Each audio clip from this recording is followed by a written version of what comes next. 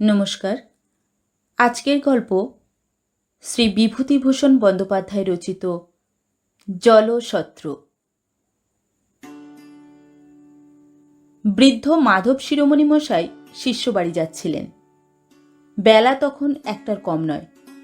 সূর্য মাথার উপর থেকে একটু হেলে গিয়েছে। জ্যৈষ্ঠ মাসের খড় রৌদ্রে বালি গরম, বাতাস একেবারে আগুন। মাঠের চারিধারে কোনো দিকে কোনো সবুজ গাছপালার চিহ্ন চোখে পড়ে না। এগাত্রা বাবলা গাছ যা আছে তাও পত্রহীন। মাঠের ঘাস রোদ পোড়া, কটা। ব্রাহ্মণের কাপড় চোপড় গরম হাওয়ায় আগুন হয়ে উঠল, আর গায়ে রাখা যায় না। এক একটা আগুনের ঝলকের মতো দমকা হাওয়ায় গরম বালি উড়ে এসে তার চোখে মুখে তীক্ষ্ণ হয়ে বিচ্ছিল।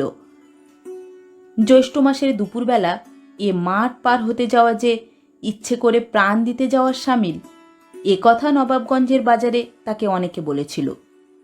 তবুও তিনি কারোর কথা না শুনে জোর করেই বেরুলেন। সে কেবল বোধহয় কপালে দুঃখ ছিল বলেই। পশ্চিম দিকে অনেক দূরে একটা উলু খড়ের ক্ষেত গরম বাতাসে মাথা দোলাচ্ছিল। যেদিকে চোখ যায় সেদিকেই কেবল চকচকে খড় বালির সমুদ্র। ব্রাহ্মণের ভয়ানক তৃষ্ণা পেল। গরম বাতাসে শরীরের সব জল যেন শুকিয়ে গেল, জিভ জড়িয়ে আসতে লাগল। তৃষ্ণা এত বেশি হলো যে সামনের ডোবায় পাতা পচা কালো জল পেলেও তা তিনি আগ্রহের সঙ্গে পান করেন। কিন্তু নবাবগঞ্জ থেকে রতনপুর পর্যন্ত 4.5 ক্রোশ বিস্তৃত এই প্রকাণ্ড মাঠটার মধ্যে যে কোথাও জল পাওয়া যায় না, তা তো তাকে কেউ কেউ বাজারেই বলেছিল। এ কষ্ট তাকে ভোগ করতেই হবে। ব্রাহ্মণ কিন্তু ক্রমেই ঘেমে নিয়ে উঠতে লাগলেন। তার কান দিয়ে নাক দিয়ে নিঃশ্বাসে যেন আগুনের ঝলক বেরুতে লাগল।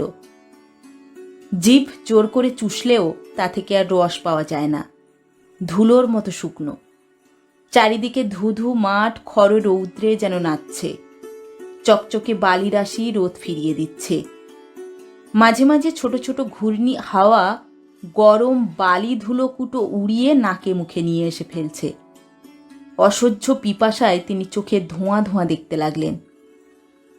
মনে হতে লাগলো একটু ঘন সবুজ মতো যদি কোনো পাতাও পাই তাহলে চুষি। জীবনে তিনি যত ঠান্ডা জল খেয়েছিলেন তা এইবার তার একে একে মনে আসতে লাগলো। তার বাড়ির পুকুরের জল কত ঠান্ডা, পাহাড়পুরের কাছারির ইদারার জল সে তো একেবারে বরফ। কবে তিনি শিষ্য বাড়ি গিয়েছিলেন, বৈশাখ মাসের দিন। তারা তাকে বড় সাদা কাঁসার ঘটি করে নতুন কলসির জল খেতে দিয়েছিল। সে একেবারে হিম, খাবার সময় দাঁত কনকন করে। আচ্ছা, এখন যদি সেই রকম এক ঘটি জল কেউ তাকে দেয়? তার তৃষ্ণাটা হঠাৎ বেড়ে গিয়ে বুকের কলজে পর্যন্ত যেন শুকিয়ে উঠল। এ মাঠটাকে এ অঞ্চলে বলে কচু চুষির মাঠ। তার মনে পড়ল তিনি শুনেছিলেন এ জেলার মধ্যে এত বড় মাঠ আর নেই। আগে আগে অনেকে নাকি বৈশাখ জ্যৈষ্ঠ মাসের দুপুরে এ মাঠ পার হতে গিয়ে সত্যি সত্যি প্রাণ হারিয়েছে। গরম বালির উপর তাদের নির্জীব দেহ লুটিয়ে পড়ে থাকতে দেখা গিয়েছে। অসহ্য জল তৃষ্ণায় তারা আর চলতে অক্ষম হয়ে গরম বালির উপর ছটফট করে প্রাণ হারিয়েছে। সত্যি তো, এখনো তো 2 ক্রোশ দূরে গ্রাম। যদি তিনিও... শুধু মনের জোরে তিনি পথ চলতে লাগলেন। এই পথ হাঁটার শেষে কোথাও যেন এক ঘটি ঠান্ডা কনকনে হিম জল তার জন্যে কে রেখে দিয়েছে। পথ হাঁটার বাজি জিতলে সেই ঘটিটাই যেন তার পুরস্কার। এই ভেবেই তিনি কলের পুতুলের মতন চলছিলেন। 8 ক্রোশটা পথ নলে উলুখেড়ের বনটা ডাইনে ফেলেই দেখলেন বোধহয় আর 8 ক্রোশ পথ দূরে একটা বট গাছ। গাছটার তলায় কোনো পুকুর হয়তো থাকতে পারে, না থাকে ছায়াও তো আছে। বটতলায় পৌঁছে দেখলেন একটা জলশত্রু। 4-5টা নূতন জ্বালায় জল, একপাশে এক রাশি কচি ডাব, এক ধামা ভিজে ছোলা, একটা বড় জালায় অনেকটা নতুন আখের গুড়, একটা ছোট ধামায় আধধামা বাতাসা, বাঁশের চেরা একটা খোলা কাতার দড়ি দিয়ে আর একটা বাঁশের খুঁটির গায়ে বাঁধা। একজন জালা থেকে জল উঠিয়ে চেরা বাঁশের খোলে ঢেলে দিচ্ছে, আর লোকে বাঁশের খোলের এ মুখে অঞ্জলি পেতে জলপান করছে। গাছতলায় যারা বসেছিল ব্রাহ্মণ দেখে শিরোমণি মশাইকে তারা খুব খাতির করলে। একজন জিজ্ঞাসা করলে, ঠাকুরমশাইয়ের আগমন হচ্ছে কোথা থেকে? একজন বললে, আহা, সে কথা রাখো, বাবা ঠাকুর আগে ঠান্ডা হন। শিরোমণি মশাই যেখানে বসলেন সেখানে প্রকাণ্ড বটগাছ, প্রায় 2-3 বিঘা জমি জুড়ে আছে। হাতির শুঁড়ের মতো লম্বা লম্বা ঝুড়ি চারিদিকে নেমেছে। একজন তাকে তামাক সেজে দিয়ে একটা বট পাতা ভেঙে নিয়ে এলো নল করবার জন্য। আহ, কি ঝিরঝিরে হাওয়া! এই অসহ্য পিপাসা ও গরমের পর এমন ঠান্ডা ঝিরঝিরে বাতাস ও তৈরি তামাকে তার তৃষ্ণাও যেন অনেক কমে গেল। তামাক খাওয়া শেষ হলো। একজন বললে, ঠাকুরমশাই, হাত পা ধুয়ে ঠান্ডা হন, ভালো সন্দেশ আছে ব্রাহ্মণদের জন্য আনা, সেবা করে একটু জল খান। এই রোদে এখন আর যাবেন না, বেলা পড়ুক। এইবার শিরোমণি মশাই জিজ্ঞাসা করলেন, এ জলসত্র কাদের? আগে ওই আমডোরের বিশ্বাসদের, শ্রীমন্ত বিশ্বাস আর নিতাই বিশ্বাস, নাম শুনেছেন? শিরোমণি মশাই বললেন, বিশ্বাস? সদ্গব? আগে না, কলু। সর্বনাশ! নতুন মাটির জ্বালা ভর্তি জল ও কচি ডাবের রাশি দেখে পিপাসার্ত শিরোমণি মশাই যে আনন্দ অনুভব করেছিলেন তা তার এক মুহূর্তে কর্পূরের মতো উবে গেল। কলুর দেওয়া জলসত্রে তিনি কি করে জল খাবেন? তিনি নিজে এবং তার বংশ চিরদিনে অশূদ্রে প্রতিগ্রাহী। আজ কি তিনি, ওহ, ভাগ্যে কথাটা জিজ্ঞাসা করেছিলেন, নইলে এখনই তো। শিরোমণি মশাই জিজ্ঞাসা করলেন, এ জলসত্র কতদিনের দেওয়া? তা আজ প্রায় 15-16 বছর হবে। শ্রীমন্ত বিশ্বাসের বাপ তারাচাঁদ বিশ্বাসই এই জলসত্র বসিয়ে যায়। সে হয়েছিল কি বলি শুনুন। বলে লোকটা সেই কাহিনী বলতে আরম্ভ করলে। আমডোবের তারাচাঁদ বিশ্বাস যখন ছোট, 14-15 বছর বয়স, তখন তার বাপ মারা যায়। সংসারে কেবল 9-10 বছরের একটি ছোট বোন ছাড়া তারাচাঁদের আর কেউ ছিল না। ভাই বোনে মাথায় করে কলা, বেগুন, কুমড়ো এইসব হাটে বিক্রি করত, এতেই তাদের সংসার চলত। সেবার বৈশাখ মাসের মাঝামাঝি তারাচাঁদ ছোট বোনটিকে নিয়ে নবাবগঞ্জের হাটে তালশাঁস বিক্রি করতে গিয়েছিল। ফেরবার সময় তারাচাঁদ মাঠের আর কিছু ঠিক পায় না। নবাবগঞ্জ থেকে রতনপুর পর্যন্ত এই মাঠটা 4.5 ক্রোশের বেশি হবে তো কম নয়। কোথাও একটা গাছ পর্যন্ত নেই। বৈশাখ মাসের দুপুর রোদে মাঠ বেয়ে আসতে তারাচাঁদের ছোট বোনটা অবসন্ন হয়ে পড়ল। তারাচাঁদের নিজের মুখে শুনেছি, ছোট বোনটি মাঠের মাঝামাঝি এসে বললে, দাদা, আমার বড় তেষ্টা পেয়েছে, জল খাবো। তারাচাঁদ তাকে বোঝালো, বললে, একটু আগিয়ে চল, রতনপুরের কৈবর্তপাড়ায় জল খাওয়াবো। সেই একটু আগিয়ে মানে 2 ক্রোশের কম নয়। আর খানিকটা এসে মেয়েটার তেষ্টায় রোদে অবসন্ন হয়ে পড়ল। বারবার বলতে লাগলো, ও দাদা, তোর 2টি পায়ে পড়ি, দে আমায় একটু জল। তারাচাঁদ তাকে কোলে তুলে নিয়ে এই বটগাছটার ছায়ায় নিয়ে এসে ফেললে। ছোট মেয়েটা তখন আর কথা বলতে পারছে না। তারাচাঁদ তার অবস্থা দেখে তাকে নামিয়ে রেখে ছুটে জলের সন্ধানে গেল।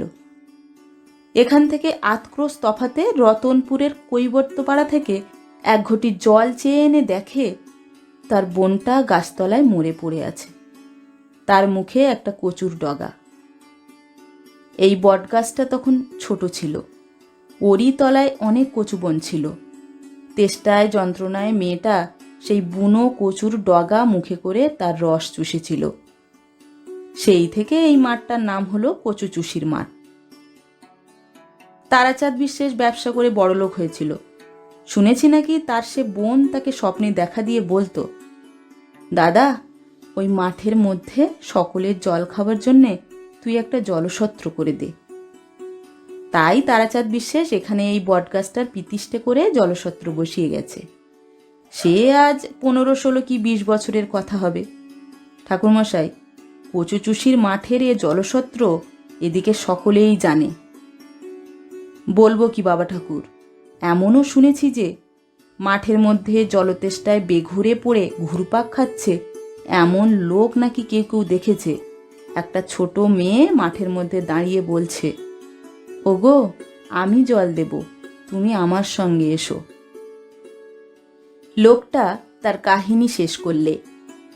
তারপর বললে, সত্যি মিথ্যে জানি না ঠাকুরমশাই, লোকে বলে তাই শুনি।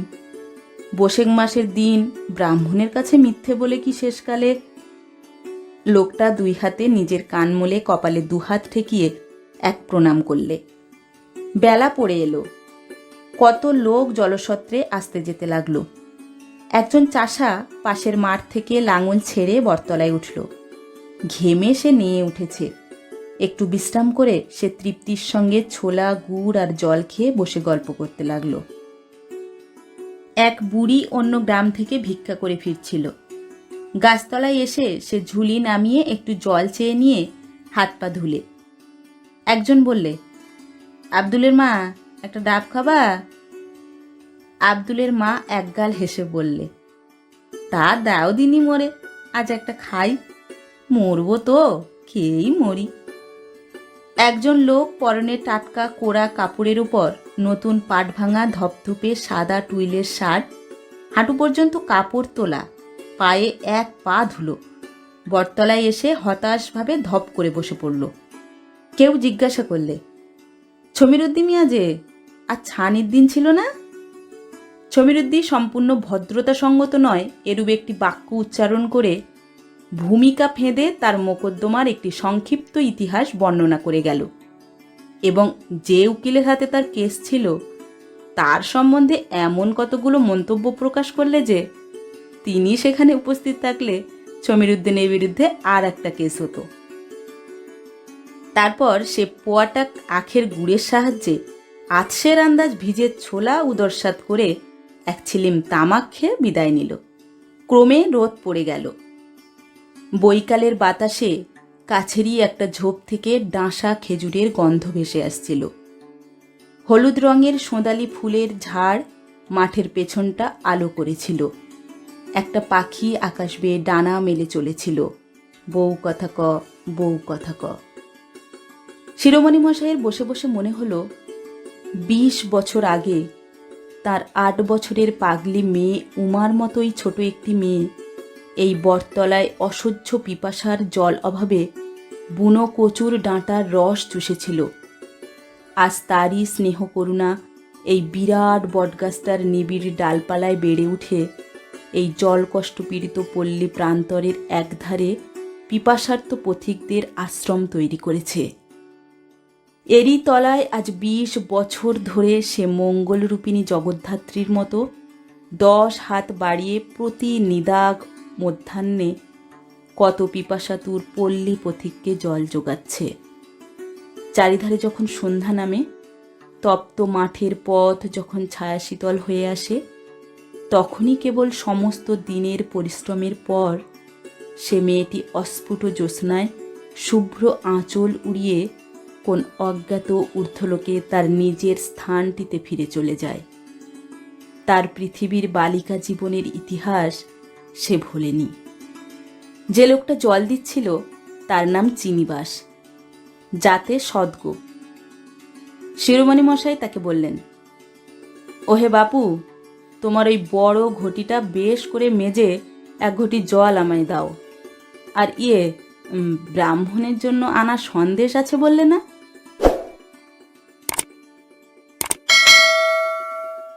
নমস্কার। পরবর্তী গল্প নিয়ে খুব শিগগির ফিরে আসছি। ততক্ষণ সবাই ভালো থাকবেন, সুস্থ থাকবেন। ধন্যবাদ।